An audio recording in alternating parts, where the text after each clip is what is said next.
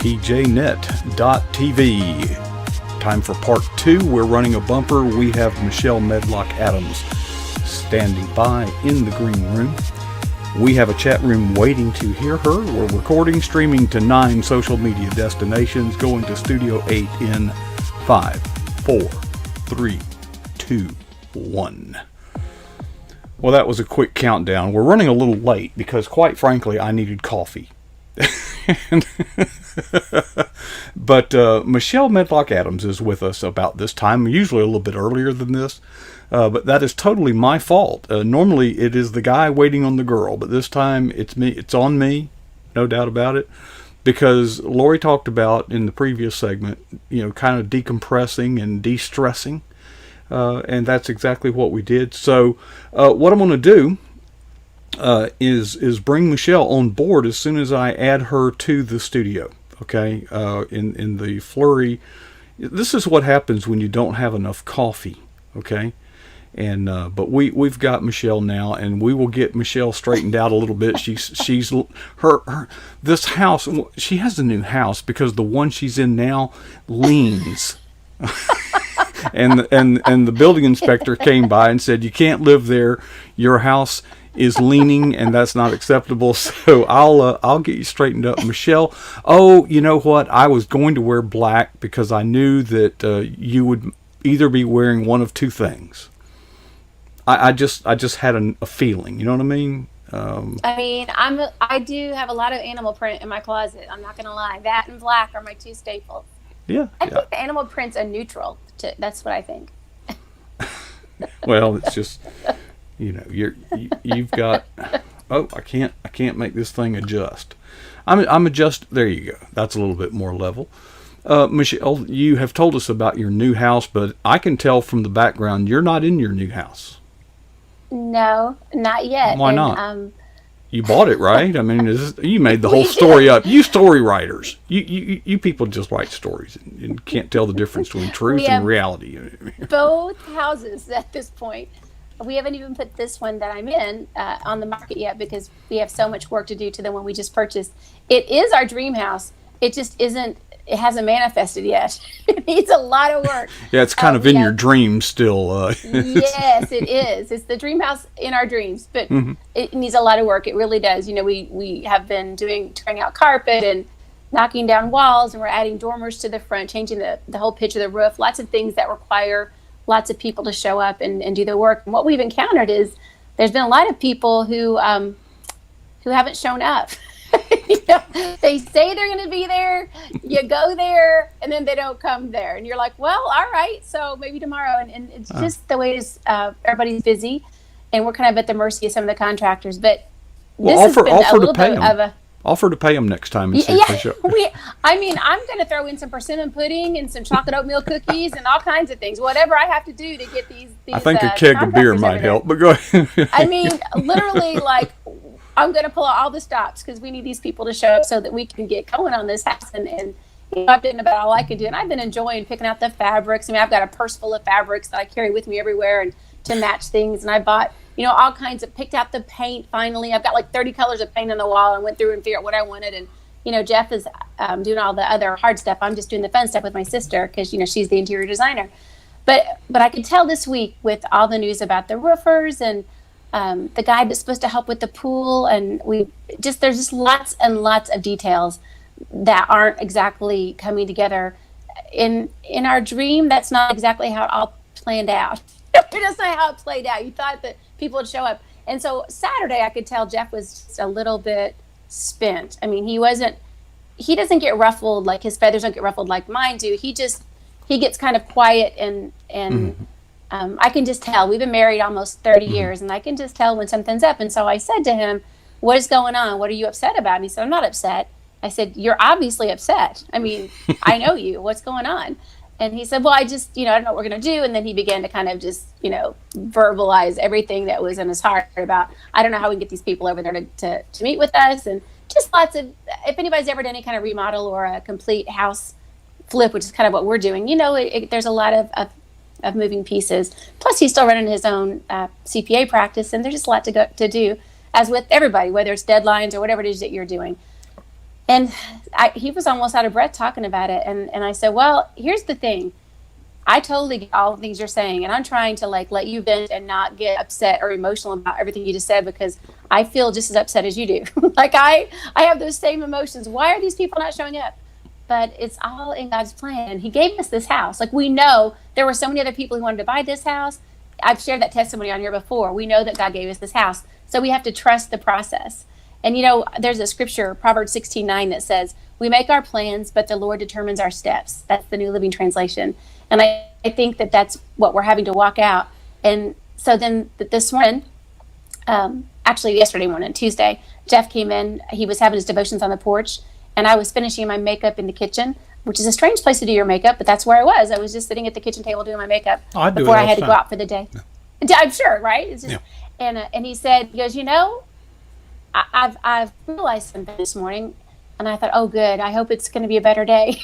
He said, I think I need to enjoy this journey more than I am. You know, I'm not enjoying the journey. I'm getting too stressed out along the way. That's not what this is about. And we just had a really great conversation about that. And I asked permission to share this because I think it's so true. We often are in such a hurry and so troubled about getting to the destination, which in this situation is to get the house all done, you know, to get everything in perfect, well, the way it's supposed to be, with the new roof and with the new pitch of the roof, with the dormers in the front, and with the pool all fixed, and with all the great, oh my goodness, we're putting in all this beautiful stone around the pool, and this new garage is going to have the pool house on the side, and, you know, have all that done. It'll be wonderful. But you know what? I'm enjoying picking out fabrics. I'm enjoying being with my sister and just spending this really more time with her than I have in years. Just driving all over South Central Indiana, you know, finding faucets and light fixtures and that kind of stuff. I'm enjoying the journey. Yes, it's frustrating when you don't find something on sale, or, you know, because of COVID, things haven't been shipped and they won't be shipped for 3 months. And we've encountered some of that. But you have to remember that to enjoy the journey. And it was a good, I was glad that Jeff kind of had that epiphany. I'm sure during his devotional time, God just talked to him about it. And it ministered to me too. And I thought it might minister to you guys, is that we just, no matter what you're doing, like Lori shared earlier about her writing deadlines, and that she loves to write and she's enjoying it. She may be a few chapters behind, but she's enjoying writing. She's enjoying the process. That's why I love to write. Even if I'm on my deadline for 2 or 3 things, I enjoy the process because I love to write, because I know I'm called to do so. Yes, the deadlines can be daunting. Yes, there are times when I've had to get someone to pinch hit for me because I've not had any sleep, much like you, Coach. Going on a couple hours sleep and sleep is for customers. Writing more. Right? I mean, but enjoying the journey along the way to where we're going. It's just such a better way to live. You know, it's funny because Lori kind of talked on the same topic, and I guess it's a God thing. So I want to share, I think some of the most stress-filled, frustrating times that I can remember growing up is when our family was going on a vacation. Because you've got all these, you know, details, yes, you know, and you know, you got to get this. And this was, by the way, I'm old enough, I don't know if you're old enough to realize when you go on vacation, that usually meant putting a nice chest in the trunk of the car, when the trunk of the car used to hold an entire bedroom, you know. I mean, it was, and you would stop along the side of the road to eat a sandwich. Remember? Did you ever do that? No, but I've heard tales of that. Yeah, they used to have these rest areas, these little parks, you know, on the roads, but the arguments, the stress, you know, you know, how much, you know, and then, oh my gosh, we took a trip to California in 1974. This was when remember the gas shortage thing? Well, my father had just bought this nice Ford LTD, huge car, and my mother, who didn't really care for my father's side of the family. We were over there one day, and she, you know, we're talking, hey, we're going to California, and everybody said, yeah, that sounds great. And then my mother, being the naive, polite, wonderful person she was, you know, says, well, yeah, Johnny, you ought to go with us, you know, knowing that he said, yeah, I think that's a great idea. And he did, you know. So that movie, yes, Vacation, remember that? Yes. It was kind of like that. I was having visions of that. It was kind of like that. And I was 15, and I could drive. Edna. You know, yeah. Oh, but, you know, Uncle Johnny, hey. My father's name was Malcolm, but everybody called him Whitey. Whitey, can you pull it? I think I can have a bowel movement now. You know, I thought, oh no, Coach. And, you know, and off he'd go for 15 minutes and come back. Nope.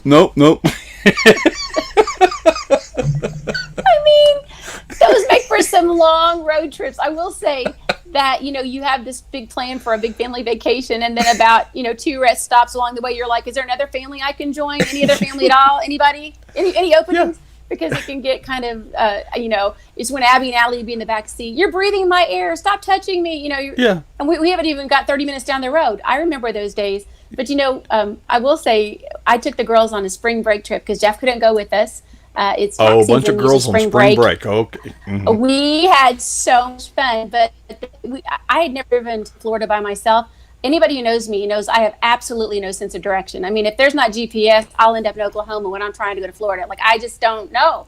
I really don't. I mean, I wish it was kind of built into me, but I just don't know what direction I'm going most of the time.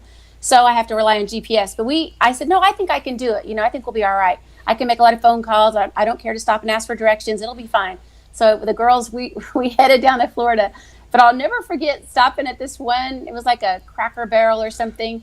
And there was some music. It was Kelly Clarkson. Some song of hers came on. And it just struck me. And I was just kind of getting down with my bad self in the bathroom, waiting for the girls to finish. I didn't want to leave them in there by themselves, washing my hands. And we thought we were the only ones in the bathroom. We weren't. So some lady walked out the style, and we're like giving each other the bumps. And and she walks out and looks at us like, you've lost your mind. And Allie was so embarrassed. Abby didn't care. But we laughed for like the next 100 miles because we were such idiots. But like, those are memories. We made some great memories on the journey, on the way to where we were going. Florida was great. But some of those stops along the way and all the crazy food we ate and just some of the sights that we saw that we'd never taken the time to really look at before. We enjoyed that time. That was such a great vacation that we had together. So I think that's even another lesson in enjoying the journey. I mean, you have to kind of choose to enjoy the journey. You have to make a daily choice. Not every part of the journey is pleasant. You're going to have some of those relatives along the way. You're going to have some people who don't show up and do what they're supposed to. And you're going to have some setbacks. Sometimes it's 2 steps forward and 3 steps back. But if you can just keep that mindset, I am determined to enjoy this journey. I may not enjoy every step of this journey, but overall I'm going to enjoy this journey because it's a privilege to be on it, right? We're still in the game. We're still living and having a good time. Life is like that. We can't just live for the destinations. We have to live and enjoy the journey. I think for me at least, I was reflecting on this today for some reason. J.D. Winninger, he's in our chat room, and yes, he's a real brother to me. I mean, we talk, and and one time he said, "Mark, you have a knack for details." Well, I'm a programmer. Yeah, I do. And yes. And I realized today, I was reflecting on that conversation that we had months ago, that when you focus on the details, you tend to lose that piece, okay? Because remember what Lori said, just step back, get away from the stress, and look at the situation from 30,000 feet, the view, and I think it does good. But I think when some people go on vacation, I've seen families at each other's throats. I'm like, welcome to Florida. Where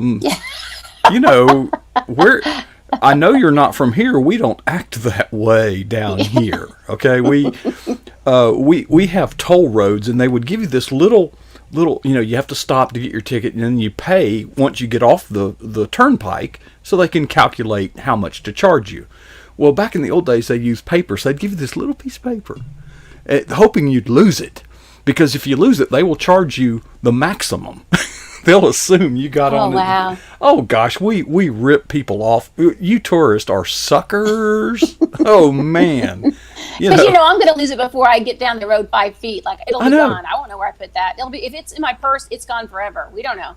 Yeah, but now we have the internet. I remember going to the the Ohio convention.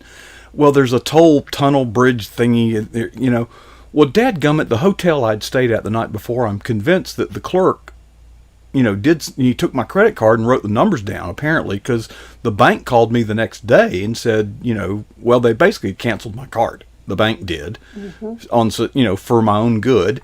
And then I realized I don't have enough money to pay the toll. I don't have cash. Oh, gosh. But in today's world, I knew I wasn't going to be able to pay it, but what choice do you have, And so I got to the end, and I said, I don't know what to do. I said, I don't have enough cash, and my credit card's no good right now. And I'm thinking, I bet you've heard everything. I'm just, They said, no problem. Just go online, pay it. If you pay it within 24 hours, there's no Right. fee. But she said, if you wait till 24 hours and 2 minutes, they will nail you to the cross. Yes. And that's what we're doing. I And can attest to that. I did that. I driving to Chicago to the Right to Publish conference, because it's about 4.5 hours, 5 hours from where I live in southern Indiana. 2 years in a row. I told you not very good directions, but I try to take the one that is off the main freeway as much as possible, so I can take the scenic route and see all the beautiful farmlands of lost, Indiana yeah. and the cows and all that. Yeah, it's just kind of fun for me. So I always take the scenic route. But once you get on the big, like 7 or 8 lane highway going through Chicago area, the tolls to get off are usually on the far right. And if you're in the far left and there's like 7 semis, it's just like, it's not happening. So by the time I'd see the sign, I'm like, well, I'm 6 lanes and I can't do this NASCAR evasive move and get over there, right? So I just wouldn't pay the toll. I'm like, well, I couldn't get over there to pay. And so then that happened to me 3 times.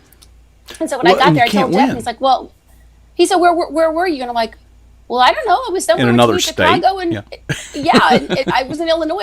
I don't know. And he said, we have to know the checkpoints so we can pay those. I'm like, okay, well, I don't know what to tell you on that. So I think I probably broke even. Whatever they paid me at the conference, paid those tolls. Yeah. Because Well, I and never you knew where literally they were. can't win because there's so many lanes. So if you hang too far to the right, anticipating the exit, you'll look up, oh, exit only, and now you're forced off, and then you got to go detour, the track. And then if you get too far over to the left, next thing you know, we need to get off here in a quarter of a mile. We're going 70 miles an hour. Yeah, right. And there's literally like 6 semis between you and that toll road. I'm like, well, it's not worth my life, so I guess we're just not paying that one. Well, when I had a motorcycle, it was no problem. Okay, it was scary, but no problem. Yeah. no problem. Well, but those are even those things are funny, and you make memories. So many things that have happened on these journeys. Like even today, Allie and I, my youngest, she and I went to Columbus, Indiana. She had a doctor's appointment, so I went with her, and we always have a good time. We listen to podcasts, and then we chat about what we're listening to, and then we sing songs. She makes fun of the country music that I like, and we just have a good time. But on the way back, my little low fuel thing came on, and I said, "Oh, I need to put gas in the car." And she's like, "Oh, well, you can do that once we go pick Rennie Rue, her little daughter, my little granddaughter. Her aunt was watching her, so we were going to go pick her up, and we needed to get there." I'm like, "Well, I'll just get gas after we pick up Ren," but we forgot. Picked up Ren, and we're between Bloomington and Bedford, which is about 30 miles. And I realized there's no gas station between Bloomington and Bedford, and I've been on low fuel now for, the warning Will Robinson thing's going off. It's like all blinking, and I realized, well, we may be walking Rennie Rue back home because I don't know. And so we just laughed about that. I'm like, why do we do this? She goes, Mom, we always do stuff like this. I'm like, I know. I think our guardian angels are exhausted, but we rolled in on fumes right into Bedford, into Revere's, and got our gas, and we just laughed about it. But that's just stuff that we do. You have to enjoy the journey, even when you almost run out of gas. I can probably preach that. There's some lessons in that. I can preach. Hurry, okay, has a cousin, or Worry has a cousin named Hurry. Okay, and we do this to ourselves, folks. I was trying, oh God, to tell a person under the age of 30 the merit and the benefit of getting up early and showing up to work no less than 20 minutes before you're due to clock in. Now, she is a believer. And I told her, I said, I was here 50 minutes before I was to clock in, but I said, I can sit in that parking lot and the geese fly over. I can watch the sun come up. I can meditate. I can do Bible study. And I can decompress and get myself together. But people come into work with their hair still wet. They're huffing and puffing because they ran in. Doing their makeup in the rearview mirror. I think I've done that a few times. Yeah. Yeah. It's against the law to text and drive, but I don't think it's possible to outlaw putting on makeup while driving. I'll be wearing orange duds before the week's out if that's the case, because that's just, I'd be in trouble. The things people do. I remember the day when you would see people at a stoplight reading the newspaper at a stoplight. Oh my! It's like, I'm glad really? we have a podcast now. Yeah. Well, yeah. I thought that what a crappy. I gave up on reading the newspaper when I was in college. Literally, I said this this is a poisonous way to start your day. This is toxic. I That's haven't. actually, that's a good point. I mean, even now, I've talked with it several times since this whole COVID thing happened. You have to just not watch all the news. It's good to know what's going on. It's good to check in maybe once every 24 hours and just see what's going on. But if you sit there and watch news all day long about how many people died today in each state and in the world and in the United States, and that there's a second strain and they're expecting another spike, and you're going to be in the fetal position, rocking in the corner before nightfall. You can't load all that up. You got to shake some of that off and do what Lori said earlier, kind of decompress, unplug for a little bit, spend some time with God, like you said. Go watch the geese, or just be in Bible study. Everybody's got their happy place, some place where they can go and just decompress. And I have that too. Like I said in the chat room, I like to go walk the dogs. I started my morning like that today. I got up, had a good talk with Jesus, and I took Bella, our oldest, or not our oldest, but our biggest dog, on a walk. Molly doesn't go very far anymore because she's 14. But I took Bella, and it was good for her and it was good for me. Got a couple miles in, broke a sweat, listened to the Lord. I always can hear from Him when I'm out walking. It's like, I think the only time I'm quiet, so He can really talk to me. So it's really, we got to find a place where you can just sort of unplug and listen to the Lord and shake off all that negativity, whatever that is, whether it's from your work day or being upset that contractors didn't show up, or whatever it is. You got to take that time to shake it off and plug into God, unplug from the negativity. And once it's a dream house. Savor it. Savor the experience. Sometimes, I'm in a hurry and I'm huffing down a peanut butter and jelly sandwich without chewing it, man. Just, stuff it down there and keep going.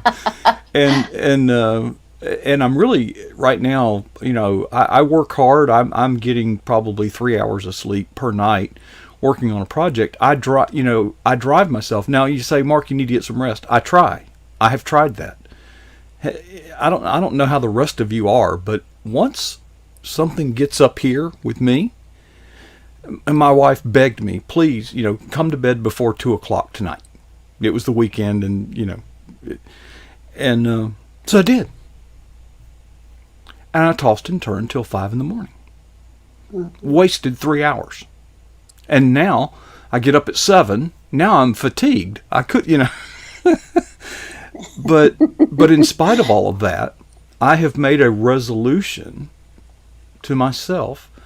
I have made friends with so many authors and writers, and some of them have sent me their books, and I haven't read them. So the first book that was sent to me was a devotional, and it's over there by my recliner that's in the eagle's nest. And as much as crazy as it is right now, this morning I said, no, before I get into that, I am going to spend some time with God. And the message in that devotional was the power of words. And I began to realize that this is more than just building a podcast platform. It is projecting words of wisdom, words of truth. Gospel means good news. You just talked about all the bad news out there. And you get a sense of mission. It's not about the programming anymore. It's about people are hungry. They're starving for something good. And That's they can't, so true. And they look all over the place, and it's right there. And the power of words. Now, that power is also can be negative. Sometimes we are careless with our words. Sometimes we intentionally harm people with words. And being a coach, I'm not too bought into that, but it is real for some people. The scars last a lifetime. Mm-hmm. I remember I had this dog, and I made a mistake, and the dog had peed on the floor or something, I don't know, but I told the dog to come to me, and as soon as it did, I spanked it for doing that. Well, in the dog's mind, what just happened is come to him, get whooped. Mm-hmm. It took me a long time to get that dog to come to me again. To trust you, right? To trust me again, yeah. And the power of words, folks, are, that was the devotional I read this morning. That's a good and one. it's just a good way to, I say start your day. I know everybody says start your day. I've never been one to start my day doing that, but the thing is what you're saying tonight, Michelle, is that you're on a journey. Well, what you didn't say is this journey has an end. It's called death. We're all going to die. Are we going to squander this precious time that we have detouring on aggravation, worry, anxiety, hurry, fear? We only have this time here on this earth. You can't get the time back, Michelle. That's right. You cannot redeem time. I wish we could. I would do some No, things but that's true, differently. and that's so well said, Coach. And I think we need to kind of keep that in the back of our minds as we're on this journey, that every moment's precious. It is, and so there was a thing on Facebook the other day. Someone posted, it was a young mom, and she said, I'm getting ready to have my second child, and her first one's I think only like maybe 18 months, and she said, I just wondered if you have any words of advice, any of you moms that have been through this, as to how I can, manage my time and just be a good mom. Some days I feel like I'm not a good mom. And she sort of, shared her heart. And I thought about it for a long time. I didn't just write something cute or something funny or something I pulled from my devotions.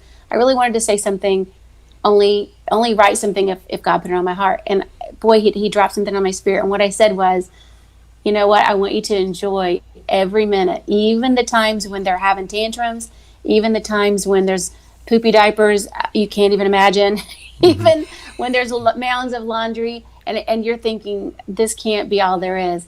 Those you won't know it now, but you'll long for those days when you can just rock those babies. So just enjoy, be present, enjoy every moment, and no, just look. We look at the photo albums, and now people don't even keep those, or it's all on their phone. And you look back, and we only take pictures of the happy times usually. Everybody's smiling in the photographs, but some of those character building moments, those moments where you are making memories and you're bonding with those in your life, are in the difficult times. And so that's why you can even enjoy those moments, because you're growing in that time, or they're growing in that time. You're growing together, and you're growing towards God. And so that's what I told her. I'm like, just enjoy every moment. I know that's going to sound crazy when these negative things are happening, but they really are precious moments. They say that the days are long, but the years are short. Is that what the expression is? Basically, man, some days you think, is this day ever going to end? But then you look, you blink, like that song says, you blink and they're in college. And so you don't want to have any of those regrets. I loved having my girls. I'm loving having grandkids even more. But yeah, just enjoy the moments. Don't be too busy to enjoy the journey. If we do not intentionally take control of our time, someone else will. The world will. And I have some regrets that are deep, where I was out working, thinking I was doing a good thing, earning, being the breadwinner, bringing home, and looking back on it, that was foolish. And I remember I was working at a hotel on their phone system on Mother's Day. And my mother is at this event, and I'm not there because I'm working on somebody's phone system. That would have been the last Mother's Day I would have spent with her, because by next year she was gone. The hotel that I was working on that I thought was so damn important, it's gone too. So for what? And you can't go back. Folks, pay attention to those around you. You get very busy, Michelle. I know you do. Yeah. I do too. But when that phone rings and it's a friend, answer it. And just invest your time in someone else, because you don't know. When a thought of somebody that you haven't seen in a while, you ever have those? Yes. Every once in a while, I'll have a dream, and in that dream will be somebody from, I call them. Hey, just thinking about you. You never know. That's good. That's never right. know. I just kind of have a feeling God put that there for some reason. And maybe they don't say anything, but Words are powerful. We are enormously social creatures. God made us special. See, we have words so that we can have relationships. And that's how important it is. And we need to use those words wisely. Now, some people need to use fewer. Okay. As my former pastor said, if what you are about to say is not an improvement upon silence, I would suggest you not say it. I'm glad my husband's never said that to me, because I'm sure there are times he's thought it. But yes. Michelle, you're a fireball, and never a dull moment when you're on PJ. Are you like this all the time? Are you like this all the time? I'm a hot mess all the time, Coach. Yes, you just never know with me. A word of testimony. Joe Massaro is in our chat room, and she shared that she met you at a writers' conference, and her remark was that she was gracious in spending time and using those words in a way that glorifies God and uplifts the other person. We just don't know what the other person's going through. Well, she's pretty easy to like, so it was my privilege to get to meet her, and I'm glad we're friends now. But yes, we need to make time for others and not be too big for our britches, as my mama used to say, and be in such a rush, because we all need each other. That's why the chat room's so cool. Everybody cares about one another. Praying for the gal that's got mono, for Stephanie's daughter, and it's kind of like a little PJNet family in there. It is. It's kind of neat to check in, see what's going on. I know. I love that. We need each other, and we should use our words to lift each other up and to help each other and enjoy this time. Look forward to these nights together. Not everybody gets to do this. They're all welcome, but some of them haven't found us yet. We'll be happy when they find us. It's the best kept secret on the internet, I'm telling you. Michelle, it is always a joy having you. Thanks for sharing with us tonight. We'll do this again about a week from now, and can't wait to see. Give us a report on how the house is coming along. I will. All right. Appreciate it, girl. Bye. Michelle Medlock Adams. She's here every Wednesday night about this time, and she shares, you never know what you're going to get, but you know it's going to be good when it's Michelle Medlock Adams. Folks, it's been a wonderful evening. I have got so much to do. How about you? Do you? And I don't know, maybe you don't, but whatever you do, make the best of the time that you're given. And I can't wait to scroll through the chat and just finish my coffee and get back to work tonight. I will tell you, folks, I've been hinting. I'm not sure that we are going to get the PJNet podcast platform up this month. This is turning out to be a much bigger mountain than I thought. There's no surprises. There's no stumbling blocks. Everything takes longer than you think, partly because we want to do it well. It's easy to just put something together, but we're trying to put something together that literally sets a new standard in podcasting. And there's going to be some surprises. I keep telling you, I have told nobody about some of the things that are going into this. Can you tell I'm a little excited about it? Folks, are you excited about anything? If you're not, you need to get on your knees and ask God to give you a passion for something. Because we only have this time here on this earth. We need to do two things. One, we need to enjoy it. But we also need to invest it in such a way that it makes a difference and brings joy to other people. It really matters. Now, folks, before I leave, I need to ask two questions of myself, and I hope that you will do the same. What is the boldest thing that you've ever done for Jesus Christ? Second question is, how long ago was it? Folks, we've got a mountain to move. And we can never, ever allow ourselves to be satisfied with either answer.